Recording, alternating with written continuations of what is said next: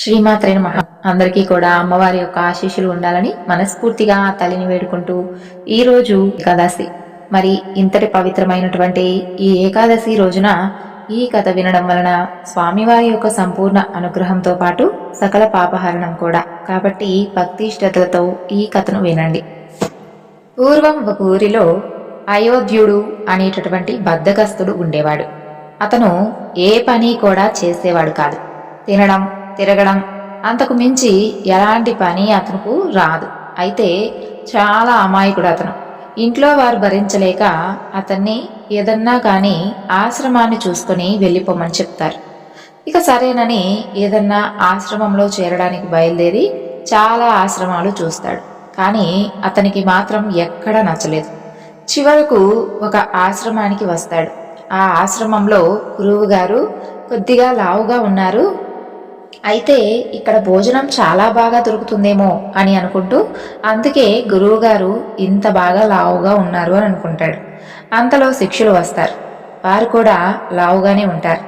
అయితే సందేహమే లేదు, ఇక్కడ చేరితే 3 పూటలా తప్పకుండా భోజనం దొరుకుతుంది అని అనుకొని గురువుగారి పాదాల మీద పడి అక్కడే ఉండిపోతాను అని అంటాడు. అందుకు సరే అని అంటాడు గురువుగారు. అయితే నాకు మాత్రం 3 పూటలా భోజనం కావాలి గురువుగారు అని అంటాడు అయోధ్యుడు. నాయనా, చక్కగా సేవ చేస్తూ 2 సార్లు మాత్రమే ఇక్కడ భోజనం తీసుకోవాలి అని అంటాడు గురువుగారు. కాదు గురువుగారు, నేను ఆకలికి ఉండలేను అని అంటాడు. సరే, ఉదయం ప్రసాదం కొద్దిగా ఎక్కువగా తిను అని అంటాడు గురువుగారు. అందుకు సరేనని అంటాడు అయోధ్యుడు. ఏదో తెలిసినటువంటి సేవ చేస్తూ చాలీ చాలునటువంటి ఆహారం తింటూ అయోధ్యుడు ఉండగా ఒకరోజు ఏకాదశి వస్తుంది. ఈరోజు ఉపవాసం ఉండాలి అని అంటాడు గురువుగారు. అమ్మో, ఉపవాసమా? ఉపవాసం నా వల్ల కాదండి గురువుగారు అని అంటాడు. ఇక ఉండలేనండి అని అమాయకంగా అంటాడు అయోధ్యుడు. సరే, అయితే ఇక్కడికి దూరంగా ఉన్నటువంటి చెరువు వద్దకు వెళ్ళి నీవే వండుకొని తిను, కావాలంటే అందుకు కావలసినటువంటి సరంజామా అన్నీ కూడా నేను ఏర్పాటు చేస్తాను అని అంటాడు గురువుగారు. ఇక సరేనని సరంజామా తీసుకొని వెళ్తాడు అయోధ్యుడు. నాయనా, వండినటువంటి ఆహారం మొదటిగా స్వామికి నైవేద్యం పెట్టి ఆ తరువాతే నీవు తినాలి, సరేనా అని గురువుగారు అనగా అలాగే గురువుగారు అని చెప్పి చెరువు దగ్గరకు వెళ్ళి అక్కడ చెట్టు కింద వంట చేసుకొని భగవంతుడికి నైవేద్యం పెట్టి ఇలా పిలుస్తాడు అయోధ్యుడు. రామా, రావయ్యా, రఘుకుల సోమ రావయ్యా, భోజనాన్ని ఆరగించి వెళ్దు రావయ్యా అంటూ పాడడం మొదలు పెడతాడు. ఇక ఎంతకీ మాత్రం స్వామి మాత్రం రాడు. ఇక అతని ఉద్దేశం ఎలా ఉంటుంది అంటే స్వామివారే స్వయంగా వచ్చి తింటారు అని చెప్పి అనుకొని అతనేమో ఎదురు చూస్తూ ఉంటాడు. అంతటి అమాయకుడు అనమాట అయోధ్యుడు. కపటం లేనటువంటి మనసు అతనిది. ఇక స్వామి ఎంతకీ రాకపోయేసరికి బాగా ఆలోచించి ఇలా అంటాడు అయోధ్యుడు. దేవాలయంలో అయితే ప్రసాదాలు నైవేద్యాలు పెడతారు, ఇక్కడ ఏముంది, కుదరనటువంటి వంట తప్ప. అక్కడైతే బాగా పెడతారని అనుకుంటున్నావా ఏమిటి స్వామి? ఈరోజు ఏకాదశి, అక్కడ ఏమీ ఉండదు, ఏమీ పెట్టరు. ఇక్కడికి కూడా రాకపోయావే అనుకో, ఇక ఇది కూడా నీకు మిగలదు అని మరలా పాడడం మొదలు పెడతాడు. అది కూడా అయిపోతుంది, త్వరగా రావయ్యా అని అనుకుంటూ ఉంటాడు. ఇక శ్రీరాముడు నవ్వుకొని ఉండబట్టలేక సీతా సమేతంగా వస్తాడు. శ్రీరాముణ్ణి చూస్తాడు అయోధ్యుడు. ఇక పట్టరానటువంటి సంతోషంతో ఈ విధంగా అంటాడు. అయితే పక్కన సీత కూడా ఉంటుంది. సీత వంక ప్రసాదం వంక పదే పదే చూస్తూ ఉండగా శ్రీరాముడు, అయోధ్య, మేము వచ్చాము, సంతోషమేనా అని అంటే అయోధ్యుడు సీత వంక చూస్తూ సంతోషమే, నా చేత ఇవాళ ఏకాదశి ఉపవాసం చేయించాలి అని అనుకున్నట్లు ఉన్నారే మీరు, రండి కూర్చోండి అని ఇద్దరికీ కూడా వండినటువంటి ఆహారాన్ని పెడతాడు. చక్కగా భోజనం చేసి సీతారాములు వెళ్ళిపోతారు. అయోధ్యుడు ఆ రోజు ఉపవాసంతోనే ఉండిపోతాడు. అలా కొన్ని రోజులు గడిచిన తర్వాత మరలా ఏకాదశి వస్తుంది. గురువుగారు అయోధ్యుడికి కావలసినటువంటి సమంజాన అన్నీ కూడా మొన్న ఇచ్చిన విధంగానే ఈసారి కూడా కిలో బియ్యము, పప్పులు, దినుసులు ఇస్తారు. అప్పుడు అయోధ్యుడు, గురువుగారు, ఇది సరిపోవడం లేదండి, 2 వచ్చారు, ఇంకాస్త కావాలి అంటే వీడికి సరిపోతున్నట్లు లేదు, ఇంకో కేజీ ఇచ్చి పంపించండి అని శిష్యులతో గురువుగారు చెబుతారు. యథావిధిగా అయోధ్యుడు అక్కడికి వెళ్ళి వంట చేసి నైవేద్యం పెట్టి, మొన్న ఇద్దరు వచ్చారు కదా, అందుకని ఇలా పిలిచాడు అయోధ్యుడు. రాజారాం ఆయియే, సీతారాం ఆయియే, మేరా భోజన్ కో భోగ్ ధరాయియే అంటూ పాడాడు. ఈసారి సీతారాములతో పాటు లక్ష్మణుడు కూడా వస్తాడు. లక్ష్మణుడు వంక భోజనం వంక చూస్తూ ఉండగా శ్రీరాముడు, అయోధ్య మేము వచ్చాము, నీకు సంతోషమేనా అని అంటే, లక్ష్మణుడి వంక భోజనం వంక చూస్తూ సంతోషమే స్వామి అని అంటూ, ఆ అయోధ్యుడు ఈ వారం కూడా నాకు ఉపవాసమే అన్నమాట అని అనుకుంటూ, రండి రండి కూర్చోండి అని అంటాడు. భోజనం పెడతాడు. వారు ముగ్గురు కూడా చక్కగా తిని వెళ్ళి వస్తాం అయోధ్య అని సీతారాముల వారు వెళ్ళిపోతారు. మరలా ఏకాదశి వస్తుంది. అయోధ్యుడు గురువు గారితో, ఇది కూడా సరిపోవడం లేదండి, ఈసారి ముగ్గురు వచ్చారు అని అంటాడు. వీడు రాత్రికి కూడా తింటున్నాడేమోనని గురువుగారు అనుకొని మరొక కేజీ అదనంగా ఇచ్చి పంపిస్తాడు. ఇక మరలా వండుతాడు అయోధ్యుడు. ఈసారి పాట మార్చి పాడతాడు. రాజారాం ఆయియే, సీతారాం ఆయియే, లక్ష్మణ్ సాత్ ఆయియే, మేరా భోజన్ కో భోగ్ ధరాయియే అని అంటూ పిలుస్తాడు. అప్పుడు సీతారాములు లక్ష్మణుడు వచ్చారు. వారితో పాటుగా హనుమంతుడు కూడా వస్తాడు. అయోధ్య మేము వచ్చాము, నీకు సంతోషమేనా అని అడుగుతాడు శ్రీరాముడు. ఆనందమే కాని అంటూ హనుమాన్ వంక భోజనం వంక చూసి, ఈ ఏకాదశికి కూడా నాకు ఉపవాసమేనా స్వామి అని అనుకుంటూ అయోధ్యుడు రండి రండి కూర్చోండి అని వారికి వడ్డిస్తాడు. అందరూ కూర్చొని తృప్తిగా తినేసి వెళ్ళిపోతూ ఉండగా, స్వామి ఏమీ అనుకోనంటే మిమ్మల్ని ఒక మాట అడగవచ్చా, ఈసారి ఎంతమంది వస్తారు, నేను వంట చేయడానికి అడుగుతున్నాను అని అడగ్గా శ్రీరాముడు నవ్వి ఎలాంటి సమాధానమో చెప్పకుండా వెళ్ళిపోతాడు. మరలా ఏకాదశి వస్తుంది. గురువుగారు ఈసారి రవ్వ 10 కిలోలు, బియ్యం 10 కిలోలు కావాలి గురువుగారు అని అంటాడు. ఇక గురువుగారికి వీడేమైనా అమ్ముకుంటున్నాడా ఏమిటి అనేటటువంటి సందేహం కలుగుతుంది. అయోధ్యుడు అడిగింది ఇచ్చిన తరువాత అసలు చూద్దాం వీడేం చేస్తున్నాడు అనని గురువుగారు శిష్యులతో సహా అయోధ్యుడు అడిగినవన్నీ కూడా ఇచ్చి పంపిస్తాడు. ఆ తర్వాత శిష్యులు గురువుగారి ఆజ్ఞ ప్రకారం అన్నీ కూడా 10 కిలోల చొప్పున ఇచ్చి పంపిస్తారు. గురువుగారి దగ్గరకు వస్తారు శిష్యులు. వీడు అమ్ముకుంటున్నట్లుగా ఉన్నాడండి, ఎక్కడ అమ్ముతున్నాడు, ఏ దుకాణంలో అమ్ముతున్నాడో వెళ్ళి చూద్దాం పదండి అని చెప్పి గురువుగారితో సహా శిష్యులు అయోధ్యుడికి వెనక బయలుదేరుతారు. ఎప్పటిలాగానే అయోధ్యుడు చెరువు దగ్గరకు వెళ్ళి సామానంతా కూడా అక్కడ పడేసి చెట్టు కింద కూర్చొని, రాజారాం ఆయియే, సీతారాం ఆయియే, లక్ష్మణ్ సాత్ ఆయియే, హనుమాన్ సాత్ ఆయియే, మేరా భోజన్ కో భోగ్ ధరాయియే అని పాట పాడతాడు. అప్పుడు సీతారాములు, లక్ష్మణుడు, హనుమాన్, భరత శత్రుఘ్నులు, కౌసల్య, సుమిత్ర, కైకేయి ఇలా సపరివారమంతా కూడా వచ్చేస్తారు. అయోధ్య మేము వచ్చేశాము, సంతోషమేనా, ప్రసాదం ఏది, ఎక్కడ ఉంది అని అడుగుతాడు శ్రీరాముడు. అప్పుడు అయోధ్యుడు, ఎప్పుడూ కూడా నేను వండితే మీరు తినేసి వెళ్ళిపోతూ ఉన్నారు, కొద్దిగా కూడా నాకని ఉంచడం లేదు, నా చేత 4 ఏకాదశి ఉపవాసాలు చేయించారు, ఈసారి మీరే వండండి, సామానంతా కూడా అక్కడే ఉంది అని అంటాడు. శ్రీరాముడు నవ్వి సరేనని కూరగాయలు కోస్తూ ఉంటాడు. సీతమ్మ పొయ్యి దగ్గరకు వెళుతుంది. లక్ష్మణుడు, హనుమంతుడు కట్టెలు తెస్తారు. అలా అందరూ కూడా తలా ఒక పని చేస్తూ ఉండగా సీతమ్మ వంట వండుతూ ఉందని తెలుసుకున్నటువంటి దేవతలు, ఋషులు, గంధర్వులు అందరూ కూడా వరుసగా వస్తూ ఉంటారు. అక్కడంతా కూడా కోలాహలంగా తయారవుతుంది ఆ ప్రదేశం అంతా. అంతలో గురువుగారు, అక్కడికి వచ్చినటువంటి శిష్యులు ఇలా ఆ సన్నివేశం చూస్తే సామాను పక్కన పడేసి అయోధ్యుడు చెట్టు కింద పడుకుని కనపడతాడు. వెంటనే గురువుగారు వచ్చి, అయోధ్య ఏమిటి ఈ సామానంతా అక్కడ పడవేసి చెట్టు కింద పడుకొని ఉన్నావు అని అనగానే, అదేంటి గురువుగారు, సీతారాములు, లక్ష్మణుడు, హనుమంతుడు, కౌసల్య, సుమిత్ర, కైకేయి అందరూ కలిసి వంట చేస్తూ ఉన్నారుగా అని అంటే ఆశ్చర్యంతో గురువుగారు, ఏమిటి, ఎక్కడా, నాకేమీ కనపడడం లేదే అని అంటాడు. అయోధ్యుడు శ్రీరాముని చూసి, మీరు మా గురువుగారి కనిపించడం లేదా, ఒక్కసారి కనిపించండి, లేదంటే నా మీద వారికి సందేహం కలుగుతుంది అని అంటాడు.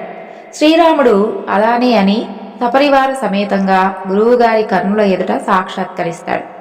గురువుగారు కళ్ళలో నీళ్లు తిరుగుతూ ఉండగా అయోధ్యుని కౌగిలించుకొని ఎన్నో ఏళ్లుగా పూజలు చేస్తూ ఉన్నటువంటి నాకు శ్రీరాముని యొక్క దర్శన భాగ్యం కలగలేదు. నీవు అమాయకంగా నీ మనసు స్వచ్ఛంగా నిర్మలంగా ఉండబట్టి ఆ భగవంతుడు నీకు సాక్షాత్కరించాడు. నీ వలన మేము కూడా ధన్యులమయ్యాం అయోధ్య అని అంటాడు. భగవంతుడు రాడేమో అని పూజలు ఎలా చేయాలి, ఎన్ని ఒత్తులు వేయాలి అంటూ కొన్నాళ్ళు విపరీతమైనటువంటి భక్తితో, కొన్నాళ్ళు విరక్తితో, మరికొన్నాళ్ళు గందరగోళంతో పూజలు చేస్తూ ఉంటాం.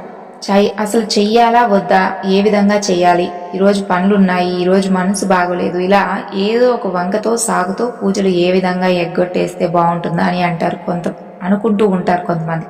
అలాంటి వారికి జీవితాంతం కూడా గందరగోళమే తప్ప భగవంతుని యొక్క సాక్షాత్కారం ఎప్పటికీ కలగదు. పూజ కానీ, జపం కానీ, తపస్సు కానీ, ధ్యానం కానీ, యాగాదులు కానీ, ఏదైనా కానీ నిలకడ లేకుండా జీవితకాలం చేసినా కూడా ఏ మాత్రం కూడా ఉపయోగం ఉండదు. స్వచ్ఛమైనటువంటి నిర్మలమైనటువంటి మనసుతో చేస్తే తక్షణం పరమాత్ముడు మనకు దర్శనమిస్తాడు. ఇందులో ఎలాంటి సందేహమూ లేదు. అయోధ్యుడు, భక్త కన్నప్ప, భక్త తుకారాం ఈ యొక్క కోవకి చెందినవారే. ఏమి పెట్టినా ఎలా పెట్టినా మారు మాట్లాడకుండా స్వచ్ఛమైనటువంటి నిర్మలమైనటువంటి భక్తికి వశమైపోయాడు భగవంతుడు. అలాగే అయోధ్యునికి ఏకాదశి వ్రతం చేసినటువంటి పుణ్యం కూడా లభించింది. ఆ తరువాత మనం ఈరోజు ఏకాదశి కాబట్టి మరొక చక్కని కథను విన్నాం. శ్రీకృష్ణ పరమాత్మ ఒకనాడు రుక్మిణీదేవి మందిరంలో కూర్చొని ఉంటాడు. ఎంతో సంతోషంగా రోజులు గడిచిపోతూ ఉంటాయి. కానీ శ్రీకృష్ణ భగవానుడితో చదువుకున్నటువంటి ఒక వ్యక్తి ఉంటాడు. ఆయన పేరు కుచేలుడు. కానీ సాంప్రదాయంలో కుచేలుని గురించి ఒక తప్పుడు కథ ప్రచారంలో ఉంది. అది ఎలా వచ్చిందో తెలియదు. కానీ కృష్ణుడికి తెలియకుండా ఒక రోజున అరణ్యంలో కుచేలుడు అటుకులు తిన్నాడని, అందుకే అతను అంతటి దరిద్రాన్ని అనుభవించాడని, ఆ తర్వాత శ్రీకృష్ణ పరమాత్మ ఆయనకు ఐశ్వర్యం ఇచ్చాడని అంటారు. కానీ భాగవతంలో కుచేలుని గురించి అలా చెప్పలేదు. కుచేలుని గురించి వ్యాసుల వారు, పోతన గారు చాలా గొప్పగా మాట్లాడారు. వేదవ్యాస కుమారుడైనటువంటి శుకుడు అభిమన్యుని కుమారుడైనటువంటి పరీక్షితును చూసి, ఓ రాజా, ఆ కుచేలుడు ఎటువంటి వాడో నీకు చెబుతాను విను అని కుచేలుని గురించి ఈ విధంగా చెబుతున్నాడు. కుచేలుడు అపారమైనటువంటి మానాభిమానములు కలిగినవాడు. యాచన చేయడానికి సిగ్గు విడిచిపెట్టాలి. కానీ కుచేలుడు అలా సిగ్గు విడిచిపెట్టినవాడు కాదు. మానాభిమానములు ఉన్నవాడు, గొప్ప బ్రాహ్మణ తేజస్సు ఉన్నవాడు, విజ్ఞాని. ఆయన అనుబంధములకు అతీతంగా ఉంటూ నిరంతరము బ్రహ్మమునందు రమించేటటువంటి మనసు ఉన్నవాడు. లోకమునందు ఈశ్వరుని యొక్క దర్శనం చేయగలిగినటువంటి సమర్థుడు. మహానుభావుడికి ధర్మం అంటే మహా ఇష్టం. విశేషించి ఆయన గొప్ప బ్రహ్మజ్ఞాని. తనకు ఏమీ లేకపోయినా దరిద్రంలో అన్నీ ఉన్నాయని తృప్తిగా ఉండేవాడు. ఈశ్వరుడు తనకు ఫలానాది ఇవ్వలేదు అని అనడం అతనికి ఎప్పుడూ కూడా తెలియదు. అంతటి మహాభక్తుడు, గోవింద సకుడు. అటువంటి కుచేలుడు అంతటి దరిద్రం అనుభవిస్తున్నా ఎప్పుడూ కూడా కృష్ణ భగవానుడి దగ్గరకు వెళ్ళి చెయ్యి చాపి, కృష్ణ, నాకు ఈ సహాయం చేస్తావా అని అడిగింది లేదు. కుచేలుని భార్య అనుకర్త. కుచేలుడు ఏ విధంగా ప్రవర్తిస్తాడో తాను కూడా అలా ప్రవర్తించేటటువంటి సహధర్మచారిణి, గొప్ప భాగవత ధర్మం తెలిసినటువంటి తల్లి. ఆవిడ ఒక రోజున భర్తతో అంటుంది, మహానుభావా, ఆకలి వేస్తే మీరు ఓర్చుకుంటారు, నేను కూడా ఓర్చుకుంటాను. పిల్లలు ఆకులతో చేసినటువంటి డొప్పల చేత పట్టుకొని 10 మాటలు ఆకలి వేస్తుందమ్మా అని అంటే అన్నం పెట్టలేకపోయాని అని అమ్మ బాధ ఎంతగా ఉంటుందో మీకు తెలుసా? ఆకలితో నా వంక వారు చూస్తూ ఉంటే నాకు ఎంతగానో మనసు చలించిపోతుంది. నాలుకతో వారి పెదవులు తడుపుకుంటూ ఉంటున్నారు. నీకు ఐశ్వర్యం, భ్రాంతి లేదు, కానీ బిడ్డలను పోషించాలి కదా. కాబట్టి మీరు పాటిస్తాను అంటే ఒక సలహా చెబుతాను. మీ సకుడు శ్రీకృష్ణ పరమాత్మ ఉన్నాడు కదా, మీరు ఒక్కసారి ఆయన వద్దకు వెళ్ళి ఒక్క మాట చెప్పినట్లయితే అందరినీ ఆదుకోగలిగినటువంటి మహానుభావుడు ఆ వాసుదేవుడు. మనల్ని తప్పకుండా ఆదుకుంటాడు. ఆయన్ను భక్తితో ఏమి అడిగినా కూడా తప్పకుండా ఇస్తాడు. ఎందుకు వచ్చినటువంటి దరిద్రం మనకు? పిల్లల కోసమైనా సరే ఆయన వద్దకు వెళ్ళి ఒక్కసారి ఆయనకు మనం ఉన్నటువంటి పరిస్థితి గురించి ఆయనకు తెలియజేయండి. భార్య అలా చెప్పేసరికి ఆయన అన్నాడు, పెద్దవాళ్ళ దగ్గరకు వెళ్ళేటప్పుడు, స్నేహితుని దగ్గరకు వెళ్ళేటప్పుడు, రోగుల దగ్గరకు వెళ్ళేటప్పుడు, వృద్ధుల దగ్గరకు వెళ్ళేటప్పుడు, గురువుల దగ్గరకు వెళ్ళేటప్పుడు రిక్త హస్తాలతో వెళ్ళలేం కదా. స్నేహితుడికి ఏదైనా కానీ కానుక పట్టుకుని వెళ్ళాలి. ఆయనకు పట్టుకు వెళ్ళడానికి మన ఇంట్లో ఏం కానుక ఉంది అని అంటుంది వాళ్ళ భార్య. అప్పుడు ఆవిడ, మనకు ఉన్నదే మనం ఇద్దాం, మన ఇంట్లో గుప్పెడు అటుకులు ఉన్నాయి, అవి మూట కట్టిస్తాను, తీసుకుని వెళ్ళండి అని అంటుంది. కుచేలుడి జీవిత కాలంలో ఆయన్ను ఆ ఊరిలో వారు చిరుగులేనటువంటి పంచెను కట్టుకోవడం చూసిన వారు ఒక్కరు కూడా లేరు. అందుకని ఆయనకు కుచేలుడు అని పేరు పెట్టి పరిహాసం ఆడేవారు. చేలము అంటే వస్త్రము, కుచేలము అంటే చిరిగిపోయినటువంటి బట్ట. చిరగనటువంటి బట్ట కట్టడం కుచేలునికి తెలియదు. కుచేలుని భార్య అటుకులను చిరిగిపోయినటువంటి ఉత్తరీయంలో పోసి జాగ్రత్తగా ముడివేసి కుచేలునికి ఇస్తుంది. దానిని తీసుకొని కుచేలుడు కృష్ణుని వద్దకు బయలుదేరతాడు. కుచేలుడు చిరిగిపోయినటువంటి బట్టలతో, చెమట కంపుతో, రథముల నుండి వస్తున్నటువంటి ధూళి అంతా కూడా వంటి మీద పడిపోయి దుర్వాసన వచ్చేటటువంటి స్థితిలో ఆయన నడిచి నడిచి చివరకు ద్వారకా నగరానికి చేరుకుంటాడు. ఏం తిన్నాడో ఏమి తినలేదో ఈశ్వరునికే ఎరుక. ఇక ద్వారకా పట్టణ సౌందర్యాన్ని చూసి ఆశ్చర్యపోతాడు. తన సకుడైనటువంటి గోవిందుడు ఎక్కడ ఉన్నాడో అని అందరినీ కూడా అడుగుతూ ఉంటాడు. కృష్ణ భగవానుడు ఉన్నటువంటి ఇంటిని తెలుసుకుంటాడు.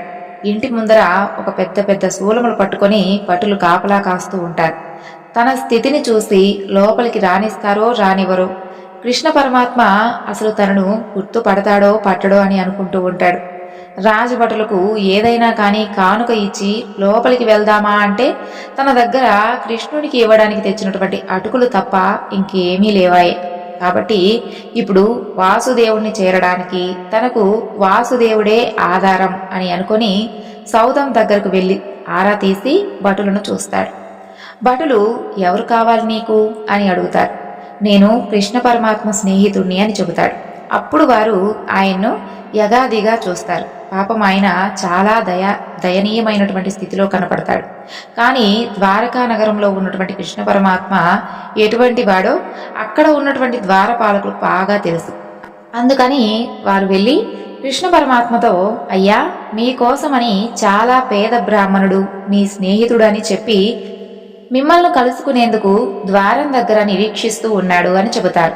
అప్పుడు కృష్ణ పరమాత్మ రుక్మిణీదేవి మందిరంలో అమ్మవారితో హాస్యోక్తులాడుతూ ఉంటాడు. తెర తీసేసరికి దూరంగా రాజద్వారం దగ్గర నిలబడి ఉన్నటువంటి కుచేలుడు కనిపిస్తాడు. కుచేలుడిని అంత దూరంలో చూసి, కుచేలా, ఎప్పుడు వచ్చావు అని పలకరిస్తూ ఒక్కసారి మంచం మీద నుండి కిందకు దూకి పరిగెత్తుకుంటూ వెళ్ళి కుచేలుడిని గట్టిగా కౌగిలించుకుంటాడు. కుచేలా, ఎన్నాళ్లకు చూశానయ్యా నిన్ను, లోపలికి రా అని, లోపలికి రావాల్సింది అని కుచేలుని చెయ్యి పట్టుకుని గబగబా లోపలికి తిన్నగా తన యొక్క సేన మందిరంలోకి తీసుకుని వెళ్తాడు. అక్కడ ఒక పాన్పు ఉంటుంది. రుక్మిణీదేవి తాను తప్ప అన్యులు ఆ యొక్క పాన్పును ఎప్పుడూ కూడా ముట్టరు. అటువంటి హంసతూలికా తల్పం మీద కుచేలుణ్ణి కూర్చొని పెట్టాడు. రుక్మిణీదేవిని పిలిచి బంగారు చెంబుతో నీళ్లు తెప్పించి ఆయన కాళ్ల కింద పల్లాన్ని ఉంచి ఆది లక్ష్మి అయినటువంటి రుక్మిణీదేవి నీళ్లు పోస్తూ ఉండగా కృష్ణ పరమాత్మ కుచేలుని యొక్క కాళ్లు కడుగుతాడు. ఏ తల్లి కనుచివరి చూపు తగిలిందో ఐశ్వర్యం వస్తుంది అని లోకం కొలుస్తుందో ఆ లక్ష్మీదేవి నీళ్లు పోస్తూ ఉండడం, సమస్త బ్రహ్మాండములకు ఆధారభూతమైనటువంటి కృష్ణ పరమాత్మ కాళ్లు కడగడం, శిరస్సు వంచి ఆ నీళ్లు తన శిరస్సు మీద కిరీటం మీద చల్లుకుంటాడు. రుక్మిణీదేవి తల మీద చల్లుతాడు. అక్కడ ఉన్న వాళ్ళందరి మీద చల్లుతాడు. ఆయన ఎంతో దూరం నుండి నడిచి వచ్చి అలసిపోయాడని ఆయన ఒంటి నిండా కూడా గంధం రాస్తాడు. ఒక విసనకర్ర పట్టుకొని విసురుతూ ఉంటాడు. కృష్ణ పరమాత్మ చేసినటువంటి హడావిడికి రుక్మిణీదేవి తెల్లబోయింది. ఆమె కూడా తామర పువ్వులతో చేసినటువంటి విసనకర్రను తెచ్చి కుచేలునికి విసురుతూ ఉంటుంది. ఆ గాలి ఒంటికి తగిలి ఆయన కాస్త సేద తీరుతాడు. మంచి ధూపమును ఆయనకు చూపిస్తాడు.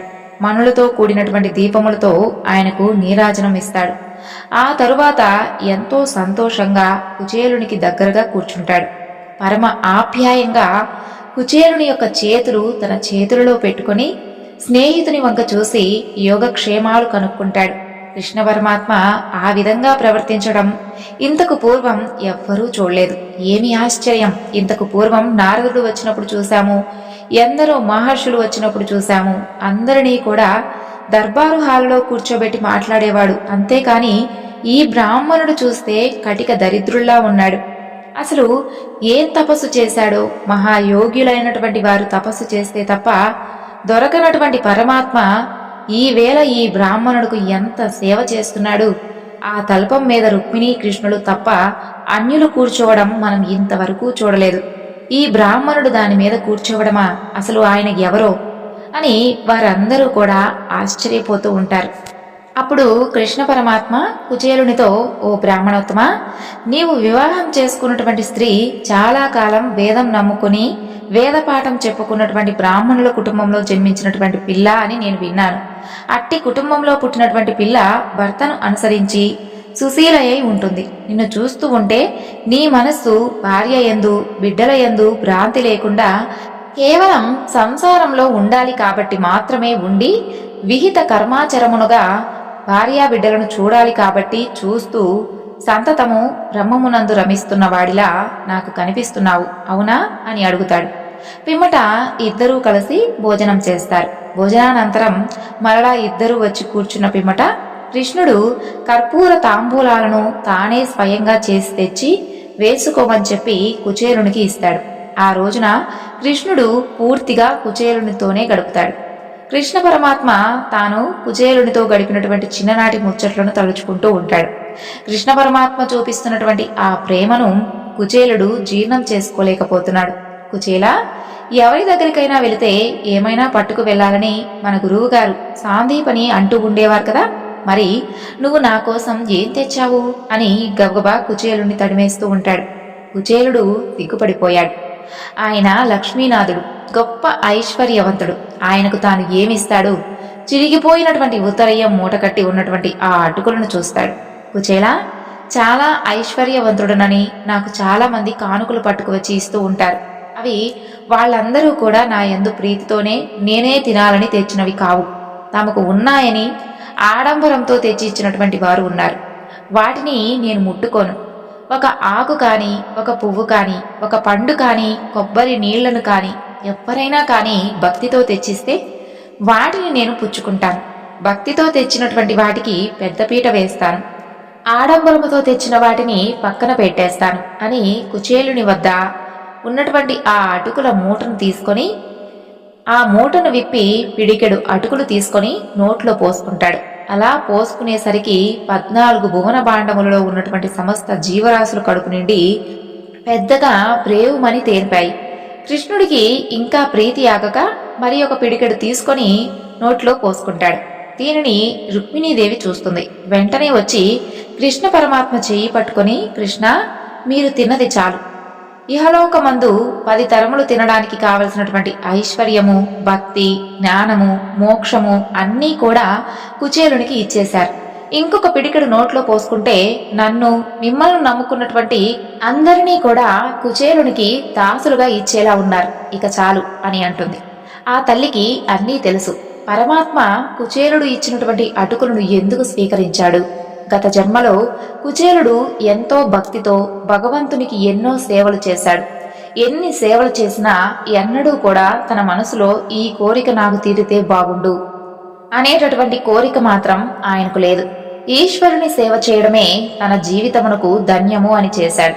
దాని వలన బ్రహ్మజ్ఞాని అయ్యాడు తప్ప ఆయనకు మనసులో మాత్రం కోరిక లేదు. తాను ఇంత దరిద్రంలో ఉన్నా ఈశ్వరుని సేవించి ఐశ్వర్యం పొందాలి అనేటటువంటి భ్రాంతి కుచేలునికి లేదు. కాని ఆయన భార్య ఐశ్వర్యం కావాలని అడిగింది. స్వామి మహాభక్తుల కోరిక తీర్చకుండా ఉండలేడు కదా. కుచేలుడు తెల్లవారుజామును లేచి మరలా తనకి ఉన్నటువంటి మాసిపోయినటువంటి దుస్తులను ధరించి, కృష్ణ, నేనిక వెళ్ళి వస్తాను అని చెబితే కృష్ణ పరమాత్మ గడప దాటి బయటకు వచ్చి కుచేలునికి వీడ్కోలు చెబుతాడు. కుచేలుడు తన ఇంటి దారి పట్టి నడిచి వెళ్ళిపోతూ, ఏమినా భాగ్యం, ఏ పరమాత్మ దర్శనం కొన్ని కోట్ల మంది అడుగుతారో అటువంటి అతనితో కలిసి నేను కూర్చున్నానా? నేను తెచ్చినటువంటి అటుకులు తిన్నాడా? నా సకుడిది ఏమి సౌజన్యం! నాకు ఇంతకన్నా కూడా జీవితంలో ఏం భాగ్యం కావాలి అని అనుకుంటూ ఉంటాడు. అప్పుడు తన భార్య కృష్ణ పరమాత్మను సంపద అడగమని పంపించిందని గుర్తుకొస్తుంది. కానీ కృష్ణుడు తన బట్టలను చూసైనా సరే తాను మిక్కిలి బీదవాణిగా ఉన్నాడని గ్రహించి సంపదను ఇవ్వవచ్చు కదా, కానీ అలా ఇవ్వలేదు అని అనుకుంటాడు. ఇంత దరిద్రంలో ఉన్నాను కాబట్టి ఆ కృష్ణుడు నాకెప్పుడూ కూడా గుర్తుంటున్నాడు. ఒకవేళ ఐశ్వర్యం ఇచ్చేస్తే ఆయన నేను మర్చిపోయి పాడైపోతానేమోనని దరిద్రాన్ని ఉంచి ఆయన నా మనసులో ఉండిపోయే విధంగా నాకు వరాన్ని ఇచ్చాడు అని అనుకుంటాడు. తన ఇల్లు ఉన్న చోటికి వెళ్లి చూస్తాడు. అక్కడ సూర్యుడు చంద్రుడు ఏకకాలమునందు ప్రకాశిస్తే ఏ విధంగా ఉంటుందో అలాంటి సౌధం ఒకటి కనిపిస్తుంది. ఆ సౌధమునకు చుట్టుపక్కల పెద్ద ఉద్యానవనములు, పెద్ద పెద్ద చెట్లు ఉంటాయి. ఎంతో మంది పరిచారకులు అటూ ఇటూ తిరుగుతూ ఉంటారు. ఎక్కడ చూసినా కూడా రత్నరాసులు పోగుపడి ఉంటాయి. అటువంటి ఇల్లు ఏ మహాపురుషుడిదో అని తన పూరి ఇంటి స్థానంలో అంత పెద్ద సౌధం ఎక్కడి నుండి వచ్చిందా అని అనుకుంటూ ఆశ్చర్యపోతూ అక్కడ ద్వారం దగ్గర నిలబడి ఉంటాడు. ఆయన్ను చూడగానే పరిచారకులు గబగబా బయటకు వచ్చి బంగారు పళ్ళెంలో ఆయన కాళ్ళు కడిగి ఆయన్ను మేళ తాళములతో లోపలికి తీసుకుని వెళతారు. అది తన ఇల్లేనని తెలుసుకుంటాడు. తన భార్య పట్టు వస్త్రములు కట్టుకొని అనేకమైనటువంటి బంగారు ఆభరణములు ధరించి ఎదురు వచ్చి భర్త కాళ్లకు నమస్కరించి వారి పూరి గుడిసె స్వామివారి యొక్క కృప వలన ఇలా అయిపోయింది అని చెబుతుంది.